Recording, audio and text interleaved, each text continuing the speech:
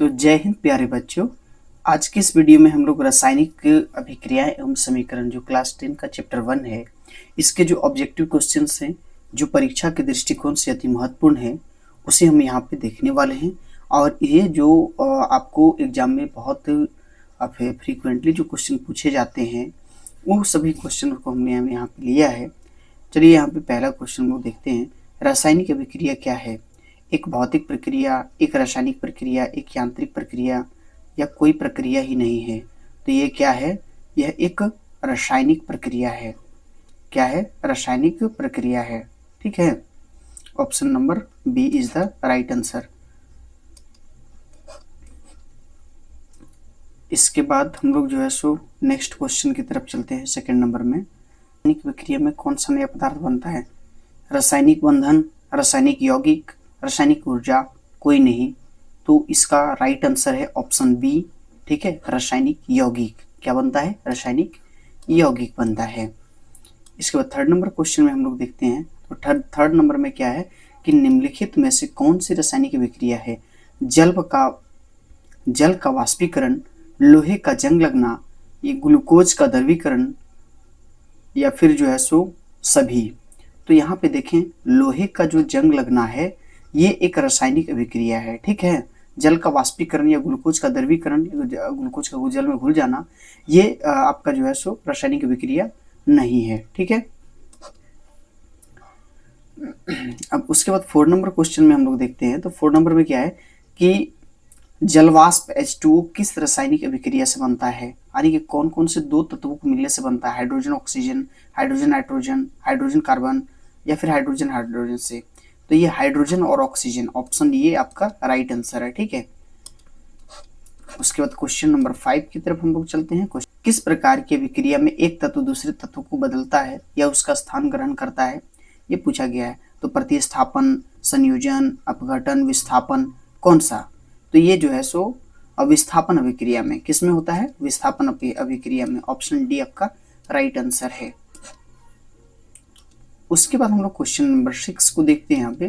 तो question number 6 में क्या है कि H2 प्लस Cl2, जो यहाँ पे 2HCl है, ये किस प्रकार का अभिक्रिया है? तो प्रतिस्थापन अभिक्रिया, संयोजन, अपघटन, विस्थापन, ये क्या है? तो ये एक संयोजन अभिक्रिया का उदाहरण है। Option B is the right answer. And next one, यहाँ पे क्या है कि रासायनिक अभिक्रिया के दौरान ऊर्जा जो उत्पन्न होता है उसे क्या कहते हैं? तापमान कहते हैं, ऊष्मा कहते हैं, प्रकाश कहते हैं। तो ये जो है सो उपयुक्त तो जितना भी है, ये सब ऊर्जा का प्रकार है। क्या है? ये सब ऊर्जा का प्रकार है। तो ऑप्शन डी आपका राइट आंसर है। उसके बाद 8 नंबर क्वेश्चन में देखते हैं। तो 8 नंबर में है, रासायनिक अभिक्रिया के दौरान गैस का उत्थान किसका संकेत हो सकता है कि अभिक्रिया जारी है, अभिक्रिया रुकी है, यह एक भौतिक परिवर्तन है, प्रतिक्रिया नहीं है? तो देखिए यहाँ पे अभिक्रिया जारी है, इसका संकेत देता है गैस का उत्थान। ठीक है, क्वेश्चन नंबर 9 की तरफ, रासायनिक अभिक्रिया के लिए उपयुक्त परिस्थितियां कौन सी है? तापमान, दबाव, अभिक्रियाशील पदार्थ, ये सभी। तो रासायनिक अभिक्रिया के लिए ये सभी जरूरी होती है। ठीक है, उसके बाद क्वेश्चन नंबर 10 को हम लोग देखते हैं। यहाँ पे क्वेश्चन नंबर 10 में क्या है कि निम्नलिखित में से कौन सा उदाहरण एक रासायनिक परिवर्तन है? पानी का उबलना, बर्फ का पिघलना, कागज का जलना, या लोहे का कुटना? तो देखो यहाँ पे रिवर्स करके पुनः पदार्थ को प्राप्त कर लेना, ये रासायनिक परिवर्तन है ही नहीं। तो कागज अगर एक बार जल जाए तो फिर से आप कागज प्राप्त नहीं कर सकते। इस प्रकार से जो आपका ऑप्शन सी है वो राइट आंसर है, क्योंकि एक रासायनिक परिवर्तन है। ठीक है, उसके बाद क्वेश्चन नंबर 11 की तरफ हम लोग चलते हैं। क्वेश्चन नंबर 11 में है कि ऑक्सीकरण प्रक्रिया में क्या होता है? तत्व ऑक्सीजन से हटता है, तत्व से ऑक्सीजन हटाना, या तत्व में हाइड्रोजन जोड़ना, तत्व में ऑक्सीजन का जोड़ना, या तत्व में कार्बन का जोड़ना? तो तत्व में ऑक्सीजन का जोड़ना ये ऑक्सीकरण अभिक्रिया में होता है। ठीक है, यानी कि ऑप्शन सी आपका राइट आंसर है। ठीक, उसके बाद 12 नंबर में है, जल के अभिक्रियात्मक गुण क्या है? जल के अभिक्रियात्मक गुण क्या है? अभिक्रिया में ऊर्जा का उत्सर्जन, गैस का उत्थान होता है, जल का तापमान बढ़ता है, तो देखिए यहाँ पे जल का तापमान बढ़ेगा, गैस बन के उड़ेगा और वहां से ऊर्जा का उत्सर्जन होता है। तो ये सभी जो है सो जल के अभिक्रियात्मक गुण हुए हैं। ठीक है, नेक्स्ट 13 नंबर क्वेश्चन में है कि एक प्रतिक्रिया में यदि ऑक्सीजन का उपयोग होता है तो उसे किस प्रकार का प्रतिक्रिया कहा जाता है? संयोजन, विस्थापन, दहन या अपघटन। तो दहन के लिए ऑक्सीजन की आवश्यकता होती है। किसके लिए? दहन के लिए ऑक्सीजन की आवश्यकता होती है। ऑप्शन सी आपका राइट आंसर है।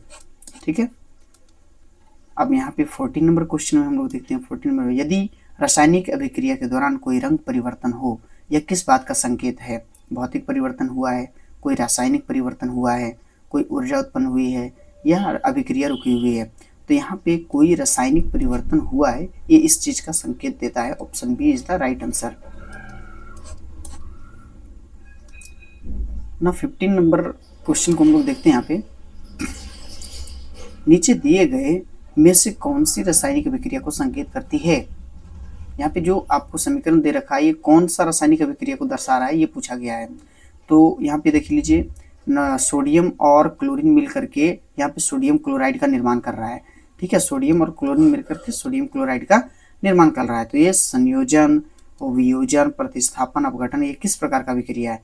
तो ये संयोजन अभिक्रिया है। किस प्रकार का है? संयोजन, जो कि दो जो है सो तत्व जुड़ करके एक नए उत्पाद का निर्माण करते हैं, तो इसको हम लोग क्या कहते हैं? संयोजन अभिक्रिया कहते हैं। ठीक है, उसके बाद 16 नंबर क्वेश्चन हम लोग देखते हैं। यहाँ पे देखिए 16 नंबर में क्या है कि लोहे के जंग लगने को किस प्रकार की अभिक्रिया कहा जाता है? अपघटन, रेडॉक्स या फिर संयोजन, विस्थापन। तो ये किस प्रकार का अभिक्रिया है? तो यहाँ पे ये रेडॉक्स टाइप का अभिक्रिया होता है। किस प्रकार का? रेडॉक्स टाइप का अभिक्रिया होता है। ठीक है, उसके बाद 17 नंबर में है, निम्नलिखित में से कौन सी अभिक्रिया में दो या दो से अधिक पदार्थ मिलकर एक नया पदार्थ बनाते हैं? अपघटन अभिक्रिया, संयोजन अभिक्रिया, विस्थापन अभिक्रिया या प्रतिस्थापन। तो ये संयोजन अभिक्रिया में होता है। ठीक है, option B is your right answer. So now we have to move on question number 18 and you have to see here that निम्नलिखित में से किस अभिक्रिया में केवल एक पदार्थ टूटकर दो या दो से अधिक पदार्थों में विभाजित हो जाता है? प्रतिस्थापन, अपघटन, उसके बाद संयोजन अभिक्रिया, विस्थापन अभिक्रिया। तो किसमें? अपघटन अभिक्रिया, जिसे हम लोग वियोजन अभिक्रिया भी कहते हैं। तो यहाँ पे भी आपका ऑप्शन बी ही राइट आंसर है। उसके बाद 19 नंबर क्वेश्चन की तरफ हम लोग चलते हैं। यहाँ पे तो बेकिंग सोडा NaHCO3, जिसको सोडियम हाइड्रोजन कार्बोनेट कहते हैं, इसका अपघटन तापमान पर किस प्रकार से होता है? यानी कि जब ताप बढ़ाया जाता है तो किस प्रकार से होता है? तो ये जो है सो किस प्रकार से NaHCO3 को तापमान देते हैं तो NaCl plus H2O plus CO2 बनाता है, या N2CO3। तो ये तो बिल्कुल गलत है, ये भी गलत है, ये भी गलत है। तो option A is your right answer. ठीक है, वहां पे वो सोडियम क्लोराइड बनता है, उसके बाद जल मिलता है और ये कार्बन गैस का निर्माण होता है। ठीक है,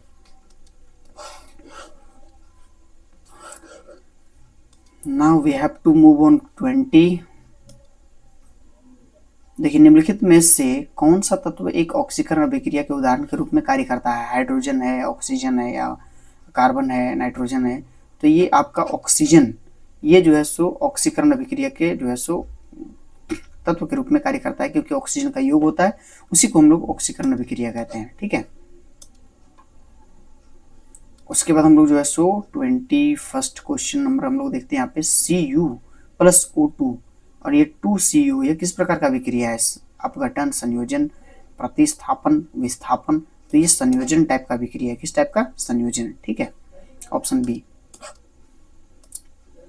अब उसी के बाद हम लोग जो है सो क्वेश्चन नंबर 22 देखते हैं। यहाँ पे इसमें क्या है कि रासायनिक अभिक्रियाओं में ऊर्जा का उत्सर्जन या अवशोषण होता है, उसे किस प्रकार का अभिक्रिया कहते हैं? उसे क्या कहते हैं? रासायनिक संतुलन, ऊष्मा परिवर्तन या प्रतिक्रिया दर। तो उसे ऊष्मा परिवर्तन कहा जाता है। क्या कहा जाता है? ऊष्मा परिवर्तन कहा जाता है। ठीक है, उसके बाद यहाँ पे देखें तो CaO प्लस H2O यहाँ पे निर्माण हो रहा है, यानी कि जब वो बिना बुझा हुआ चूना है। ठीक है, इस बिना बुझे हुए चूने में जब जल को मिलाया जाता है तो ये बुझा हुआ चूना मतलब कैल्शियम हाइड्रोक्साइड का निर्माण करता है। तो ये किस प्रकार का अभिक्रिया है? संयोजन, अपघटन या विस्थापन है, दहन है, ये किस प्रकार का? ये भी एक संयोजन ही है, संयोजन अभिक्रिया। Option A is your right answer. So now we have to move on 24 number question. इसमें कहा गया है निम्नलिखित में से कौन सा रासायनिक अभिक्रिया में गैस का उत्थान होता है या करता है, गैस का उत्सर्जन हो रहा है? तो HCl NaOH यहाँ पे तो नहीं बन रहा है। उसके बाद CaCO3 CaO CO2, तो ये जो CO2 गैस है ये बन रहा है, ठीक है। तो ऑप्शन बी आपका यहाँ पे राइट आंसर है, ठीक है।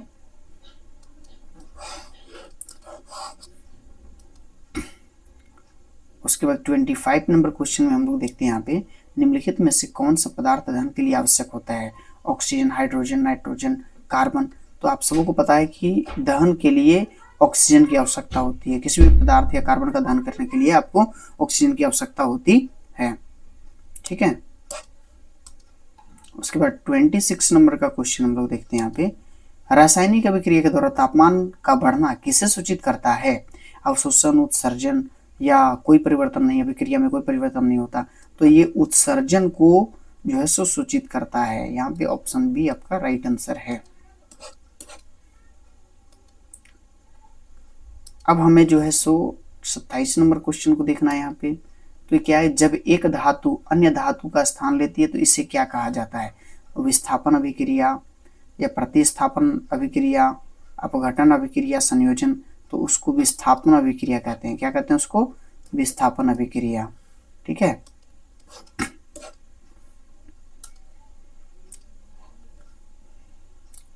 उसके बाद 28 नंबर क्वेश्चन में देखिए रासायनिक अभिक्रिया में यदि कोई रंग परिवर्तन हो तो क्या संकेत है? यह अभिक्रिया खत्म हो गई है, कोई भौतिक परिवर्तन हो रहा है, यह एक रासायनिक परिवर्तन है, अभिक्रिया नहीं हो रही है। तो यह एक रासायनिक परिवर्तन है, इसका संकेत मिल जाता है ऑप्शन सी, ठीक है। उसके बाद है 28 नंबर क्वेश्चन यहाँ पे, सॉरी 29 नंबर। किस रासायनिक अभिक्रिया में किस पदार्थ का धुआं या गैस उत्पन्न होता है? ठीक है, यहाँ पे किसी होना चाहिए था। किसी रासायनिक अभिक्रिया में किस पदार्थ का धुआं या गैस उत्पन्न होता है? तो बर्फ का पिघलना, कागज का जलना, जल का वाष्पीकरण, सोडियम क्लोराइड का घुलना। तो यहाँ पे कागज का जलना, ये जल करके गैस भी उत्पन्न करता है, धुआं, ठीक है। Option B. उसके बाद 29 नंबर क्वेश्चन हम लोग देखें यहाँ पे। तो 29 नंबर में है कि कागज जलने के दौरान उत्पन्न होने वाली गैस कौन सी है या किसकी है? तो CO2 गैस, ऑक्सीजन, नाइट्रोजन। तो आप सबको को पता है कि ये CO2 गैस होती है। कौन सी गैस होती है? CO2 gas. यानी कि कागज का जब दहन होता है तो कार्बन डाइऑक्साइड मुक्त गैस मुक्त होती है यानी। उसके बाद 31 नंबर क्वेश्चन यहाँ पे अगर हम लोग देखें तो रासायनिक अभिक्रियाओं का संतुलन किस लिए जरूरी होता है? अभिक्रिया के उत्पाद का सही अनुपात, अभिक्रिया की गति का सही निर्धारण, उत्पाद की मात्रा का निर्धारण हो। ये सभी जितना भी पॉइंट्स दिया है ये सभी सही दिया हुआ है, इसलिए option D is your right answer. Now we have to move on 32 number question. इसमें दिया गया है जल के अपघटन की प्रतिक्रिया का एक रासायनिक समीकरण क्या है? तो जल जब टूटता है तो वहां से हाइड्रोजन और ऑक्सीजन गैस मुक्त होती है। तो ये आपका ऑप्शन ए राइट आंसर है, ठीक है। उसके बाद 33 नंबर क्वेश्चन जो आज का लास्ट क्वेश्चन होने वाला है। यदि एक रासायनिक अभिक्रिया में रंग, तापमान, गैस का उत्पन्न होना देखा जाता है तो इसे किस प्रकार का अभिक्रिया माना जाएगा? भौतिक परिवर्तन या रासायनिक परिवर्तन, कोई परिवर्तन नहीं, अपघटन।